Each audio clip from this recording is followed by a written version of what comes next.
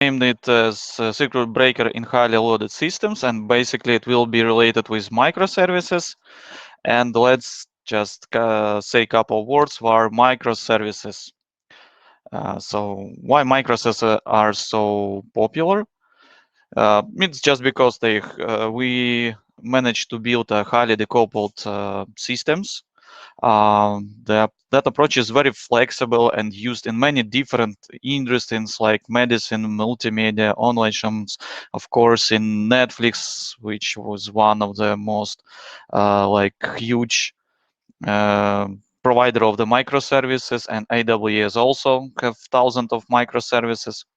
And that popularity is due to the simplicity of the approach to build a collection of small applications that are responsible for a single feature instead of a big monolithic application.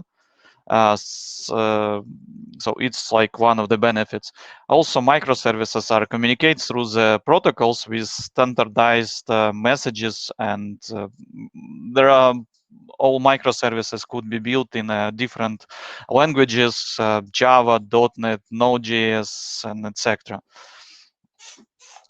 And also microservices are like really scalable. So in case if you have high loads, you just add more instances of microservices and it will hold your traffic. Uh, let's go to the next slide.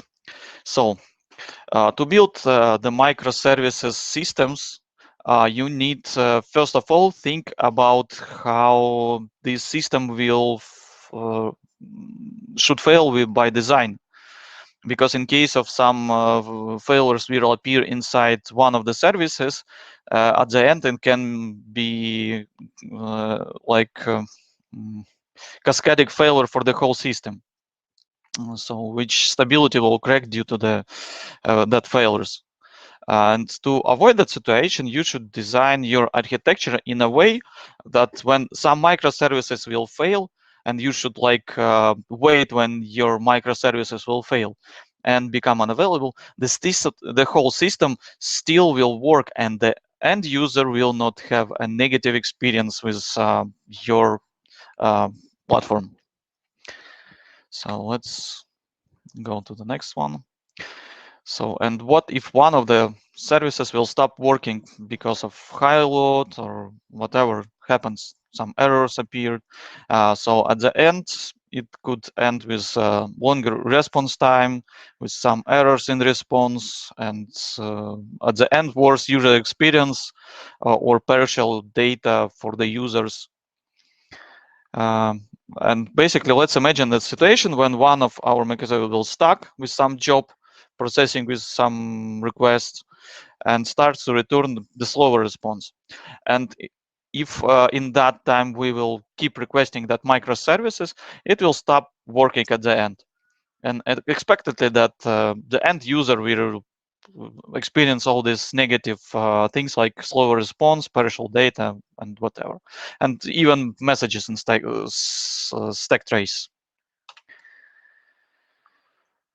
And basically, the solution for that it's like just to give our services time to recover, to hold all this traffic. It could be happen with some adding more instances to hold this traffic. And in resilient systems, to make microservices capable for holding the high load, it is usually designed to add more service instances. But the time is needed to start a new instances and get them ready to hold the traffic. It could be a huge for the microservices like timeouts. For example, it could take more than 5 minutes. And for that 4 minutes, the request snowball should be could grow a lot, and microservices in the most cases will die due to the high performance. So for that 5 minutes, we need to give our microservices timeout to recover, wait till the new instances will be started and will become available to hold this huge traffic.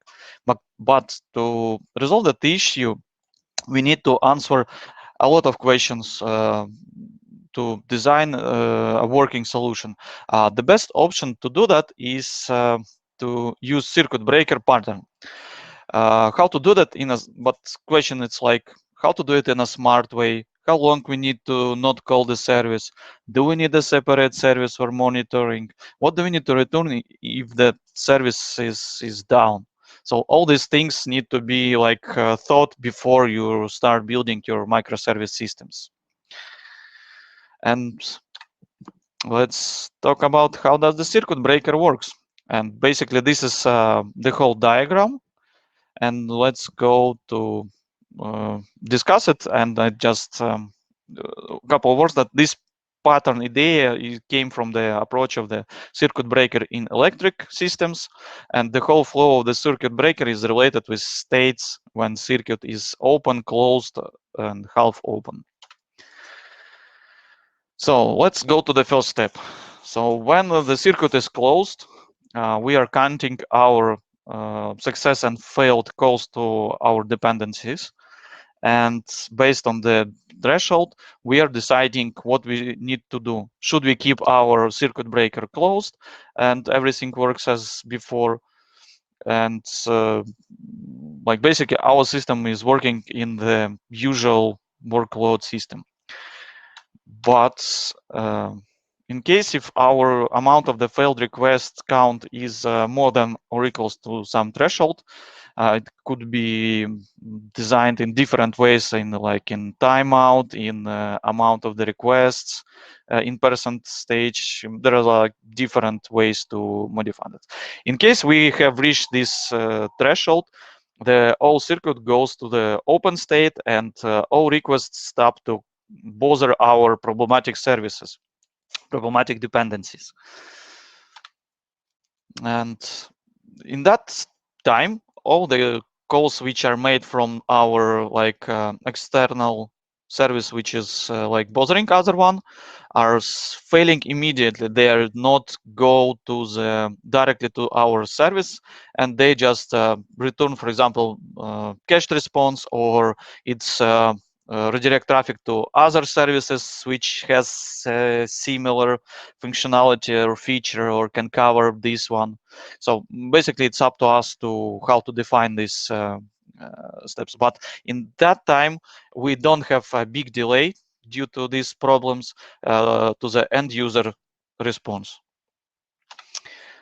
After the timeout, we have our service tries to recover, and part of the request are sent directly to our problematic services. And this state is called half open because not all requests are sent, and they still like failing fast and return some cache for user or whatever. And we are like trying to check the state of our problematic services if we're able to like redirect all the traffic and close our circuit again. So and basically, yeah, that's it about that. So after the timeout, we try to part of request are sent to the service. We are also like able to configure which part of the request, the timeouts for this state should be used. And in case if the calls are still failing, we'll just keep circuit breaker in open state and reset the timeout for the half open state.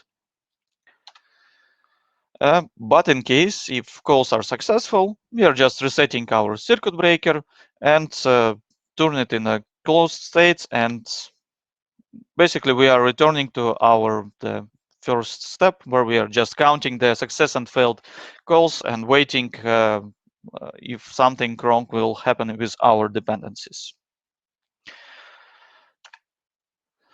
And let's talk a bit about the key configuration for the circuit breakers. And you can see basically for all these states, it's like failure threshold, which is amount of the failed request, number of failed requests in a row, for example, or number of failed requests relatively to the successful requests. For example, from 50 requests, we have 25 failed. In that case, we should have a rule to break the circuit and stop the call the problematic service. Number of failed requests in the time units. Imagine that we have 20 failed requests in 30 seconds, for example. The same for the half open state, like half open threshold amount of the successful request to make a decision what we need to do. Should we open the circuit or we should close it? And also actions for the open circuit. We should decide what we need to do in case our circuit is open. Should we return some cached fallback, or we should call other services, or we need just to not bother service and just return the error response in faster, etc. So, okay. Let's talk about an existing libraries with circuit breaker. And the first one is like probably the first circuit breaker library which was developed by Netflix, and it's become as a standard. But currently this history is on the maintenance mode, so there is no like new development in that library, so they are just fixing bugs in case if they appear. This like library is very dependent on Guava and Apache common configurations. It uses some like comments pattern and implements only two resilience patterns for microservices. It's circuit breaker and bulkhead. But still, it's popular and it used not only in Netflix but in eBay, some Zalando, Intuit, and other different companies which are like building microservice systems and so on. Next one is Resilience for G, and basically it's a standalone library inspired by Hystrix, and basically it's recommended by Hystrix itself, and I think that Netflix also uses Resilience for G in their projects for their purposes, and like probably they like splitted their responsibility between Hystrix and Resilience for G. This library is built on principle of functional programming. Probably it could be a drawback for someone who don't like reactive Java. It also dependent on Twaver library, which is like commonly used in this reactive Java. As a solution, it provides a higher order function decorators, which can be used to enhance any functional interface, Lambda expression, or method reference with some circuit breaker or other features which are like present in that library. It implements different resilience patterns, not only circuit breaker, but also retry, rate limiter, time limiter, bulkhead, cache, fallback, so on. And really good thing of the resilience for G, so it's modular. So you don't need to add all these dependencies, all these patterns. You can use only that you need. And this library is really popular and used in some Deutsche Telekom, AOL, NetPulse, and other many companies, also in like PlayStation Network as a platform backend, and many others. And not so popular, but still really usable, lightweight library called FileSafe. It has 0 dependencies and could be really useful sometimes. It implements some resilience patterns like retry, timeout, fallback, circuit breakers, of course, and probably something else. And it also designed to work with simple Lambda expressions, some runables and suppliers. And it also used by Netflix, Adobe, some Amazon services, Brightcove, and many other companies. Here is like a small table about all these libraries, just with some of them. Also, I added the Istio, which is not a library, but this is UpMesh, and it could be used with as a traffic management system, which has circuit breaker inside. So, for example, in case if you have a really complex system and you don't want to add like library or enhance every service in your case, you can use it to try to implement for the whole system, because it works with Kubernetes as a existing solution. And also Sentinel library, which is just interesting that it's used by AliExpress and Alibaba. And it's basically, it's like a China implementation of the circuit breakers, which implements like flow control, concurrency limiting, circuit breaker. And it has like approach to use something called rules, which can define what kind of behavior should be happen in case of some issue appear. Okay, so let's talk about our experience with circuit breaker and how we managed to do that. And so basically, we like why we decided to choose that framework. I will talk a bit about that. So that's like schematic view of our system. So we have some business logic services, some core logic services, which has like critical data or some really needed data for like design and so on, and they were connected to the databases. And the problem is that in case if the usual load system works fine, we don't have any delays, and everything is beautiful. In case if some high load appears, we just adding new instance of our like core critical services, and it holds the traffic, and our users don't have any bad experience with our platform. But unfortunately, some unexpected traffic spikes could become a big issue, because when this sharp spike appears, it tries to make system more slow down, but the amount of requests are not like reducing, and at the end, it just can break down the whole our system, which is not really good for us. And we started to think about how to solve that issue. And the first thing is just to increase permanently the CPU and memory for our the critical services, but not really good solution, because it's just burning money, because we will just hold the resources and pay for it, which will not be used in the usual loads, and even with high load. Just keep it just in case. And basically the same problem to keep the permanent number of instances of critical services. It's also will just burn our money on the time when we don't need these services and need to reduce it. Probably the best approach it could be like granulate the services by business logic.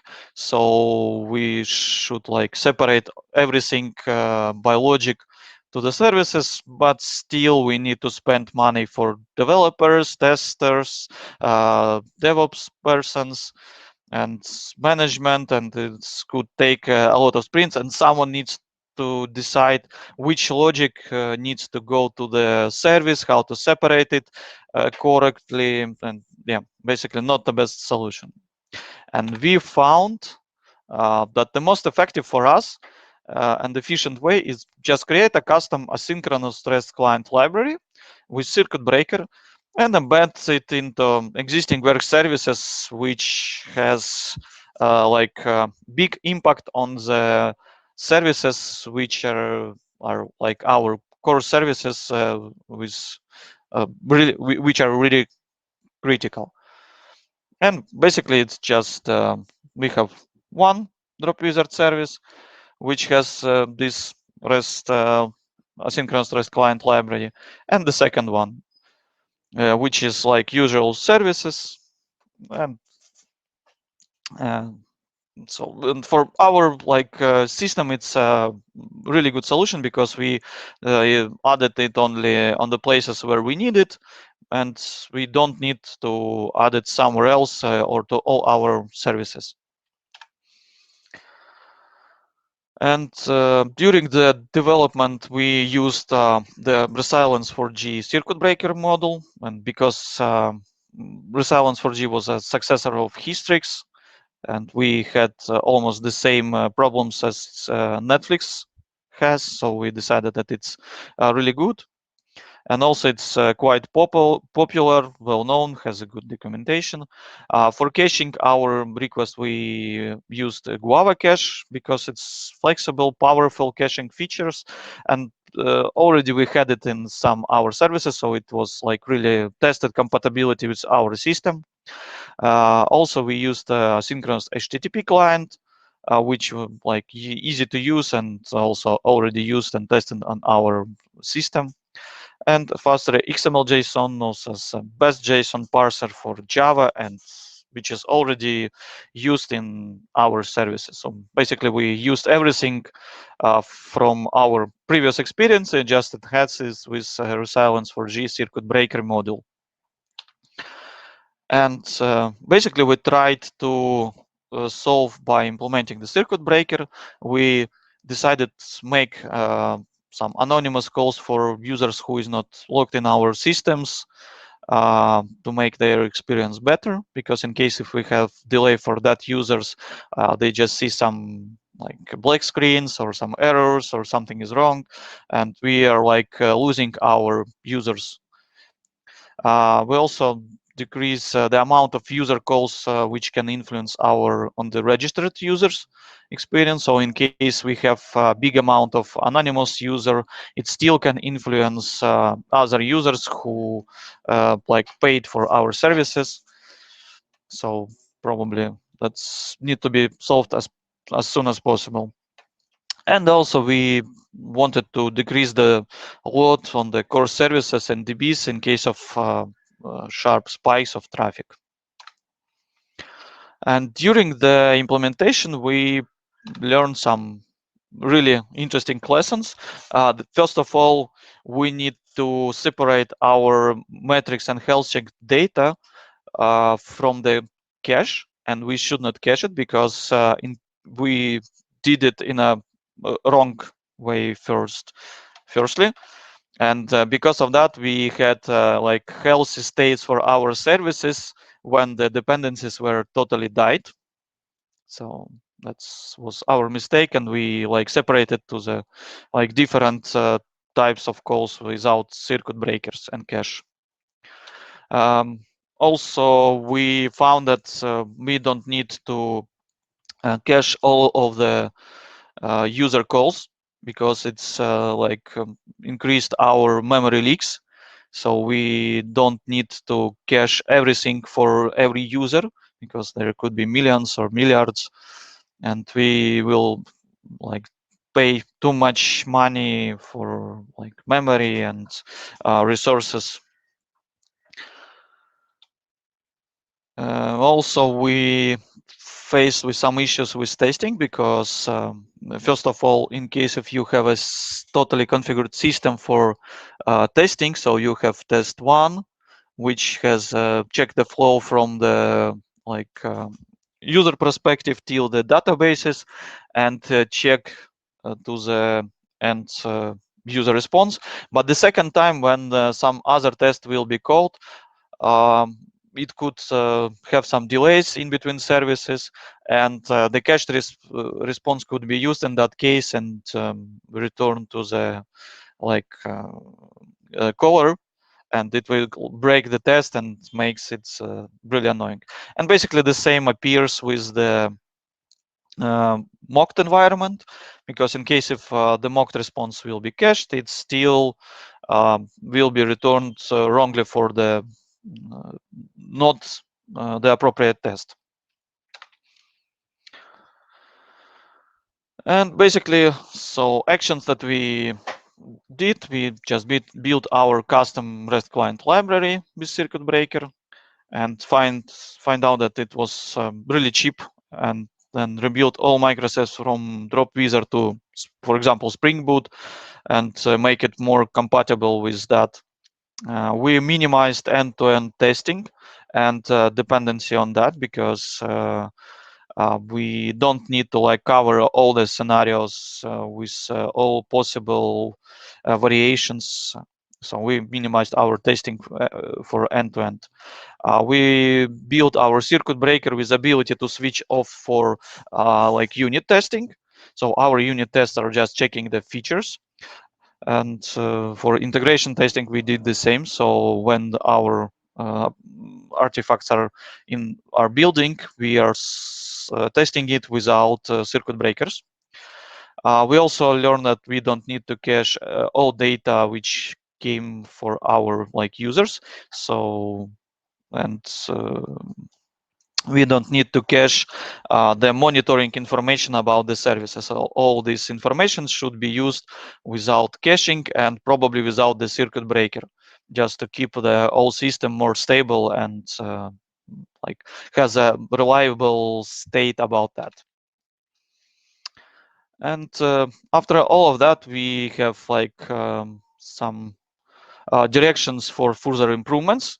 The first of all, it's caching the responses not only on our system side, but for example in content delivery network or in some external proxies. And because we need to protect our services which are responsible to call these critical services. So in that case, we decided to, in case of some problems, just limit some amount of the response per second, which can be handled by services. And for the end users, we just returning some cached response, and mostly just some anonymous like pages for our users. And basically that's it. So we used a content delivery network with services with cache. We used proxy services with some cache. We control the traffic and limit in case of the problems. So we don't allow our users to break our service and platform. And basically we are going to control the flow for all microservices. And one of the like solution is just to make the auto scaling for our service instances more faster, because we find out that 5 minutes to make all services working, it's too much, and we probably reduces to 2 minutes, but it depends from the services. And I will give a couple words about today's demo. So basically, we prepared a small applications on Spring Boot. One is a Java Joker, which has inbuilt H2 in-memory database, and Joke Consumer, which is returning the jokes from the Java Jokers. We have like to simulate the possible traffic problems. We need added a counter, which increasing every time when the request is came from Joe consumer. And every 2 minutes, we set this counter to 0 to simulate that our service is fully recovered. Our Joe consumer, just to simulate our like constant traffic, it just calls every 2 seconds to simulate the constant traffic. And basically we built 2 versions of that, with circuit breaker and without. Then H2 just save the jokes. And now is the demo time. So I have virtual machine. So you can see that basically we have 2 services. One is the joke controller, and the second one is the joke requester, which is calling for the joke, I think every 2 seconds. And you can see that we have counter, which is increasing when system receive a request. And here you can see that call received from some service, and you can see that this is from the service without circuit breaker. And let's just do a small call to our business service. So we just called, received a joke, and we are happy. But let's increase our traffic spike not to 2 requests, but to 22. And you can see that the counter is go to the high, and when it reaches to the 10, the service will respond as a bad gateway, and will see some exceptions at the end. And you can see the end user will see that the joke is not received, and everything goes wrong. And still we are hitting our services, and the situation is not going to okay state. So that we try to reduce the amount of the services, and after 2 minutes the counter will be just return to 0 because it's simulated new instances of the service came and can handle the traffic. Okay, let's stop one of the service. So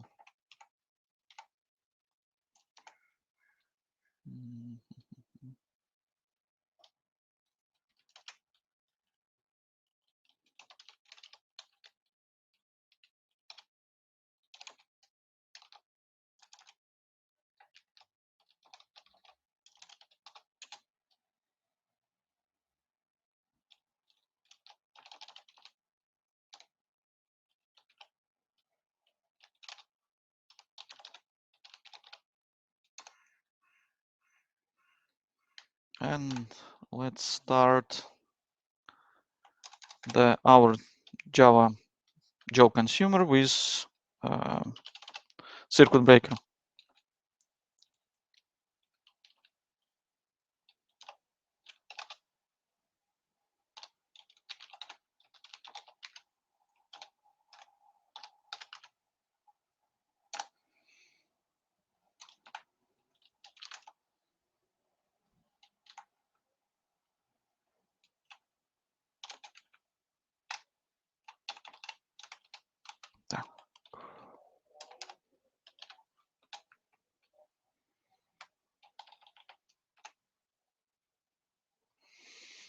Okay.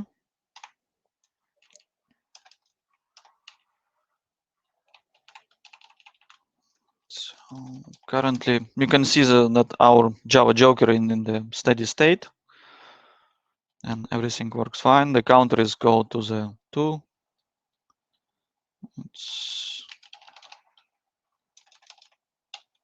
Let's go to the logs.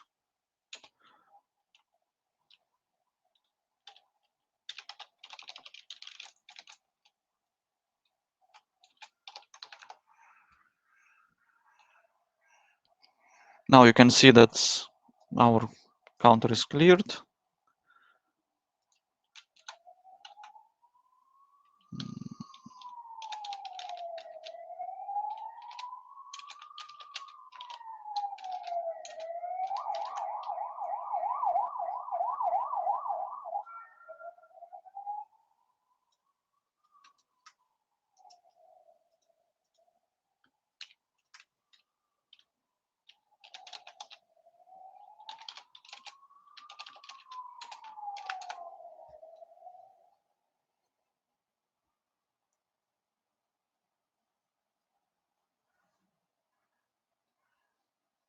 Yeah, okay.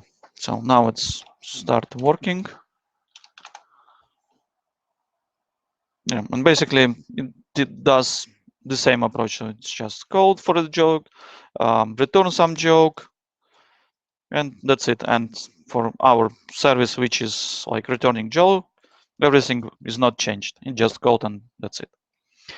So let's go to our curl and let's try to hit everything. And you can see that counter is growing because all calls came from with no CB, without circuit breaker.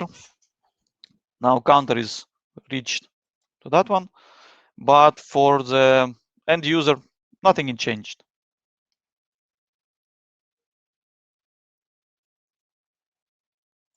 And you can see that our Joe consumer started to return the bad gateway. After that, counter reduced to 4, and it's again able to return a joke. And basically, we stabilized our systems. We don't see any problems here, and we can see in our service with circuit breaker that currently our circuit is closed, so everything is fine. So let's run it again. So it's still closed.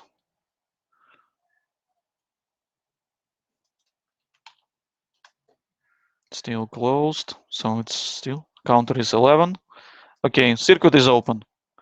We stopped to bother our joke service, and it's went to the reducing the counter for some time, which we configured. I think it's approximately 1 minute. And that's it. So please ask questions.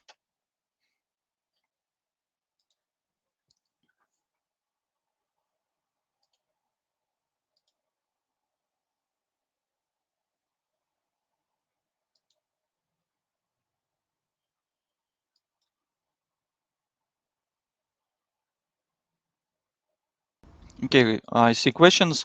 Who in the team should tune pattern usage across software running in different process machines, considering organization structure given team is working? I think that I don't understand the question.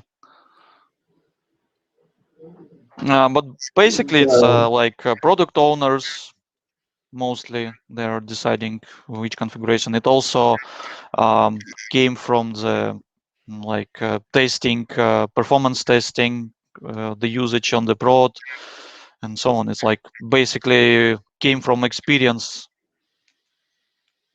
Well, why you think it pattern applies only to microservice architecture? I think it's this pattern could be used wherever, but in microservice architecture, we have microservice architecture we implemented. The same pattern is used in electricity. I think in some other systems it could be used when something wrong, just stop bothering someone, like in life. I can add a few words from myself. Who should use given pattern and web application work in asynchronous way? It's an interesting question. The answer is yes, absolutely, because asynchronicity basically asynchronicity changes the way how requests and responses are being transferred back and forth and reduce waiting time in a sense. While in this case, circuit breaker pattern ensures that there is no such thing as so-called exception flow or exception chain. Basically, if part of the system shuts down, the rest of the system works. So definitely it can be used with asynchronicity as well. Who in a team should give pattern? Well, my guess would be technology architect, but in general, it would be the person who has visibility on a whole system, because some services probably will be critical, and without them, system will not work. But some of them will be optional, and without them, at least partially, the system will work. So it really depends on the size of your project. In case of SAFE, it can be even some senior architect or solution architect. In case of smaller system, it can be just a technology architect, but in general, it depends on the nature of the system. And what were other questions? Why do you think given pattern applies only to microservices architecture? Alexander is right. It's been applied in many cases. Another thing that existing libraries are primarily applied in microservice architecture because we can isolate service, keeping the rest of the system working. When you go with monoliths, usually you don't have such luxury. If system fails, everything fails. Sometimes even by infrastructural and technical reasons, because like if you have out of memory, the whole monolith crashes. You cannot expect only one thread crashes. But in some limited cases, even in monolithic architecture, you can apply the same pattern. So I would say this is not really efficient. If you have a system which should remain working in case of some things are failing, you really should think about microservices.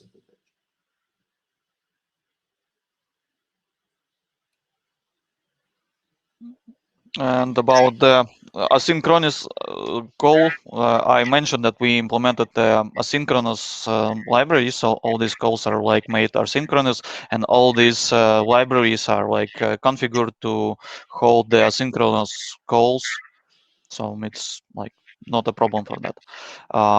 Does this pattern mean every service should get a gateway circuit service in front of it? Basically, it depends of your system. So our purpose is to hold our critical services in a more stable state.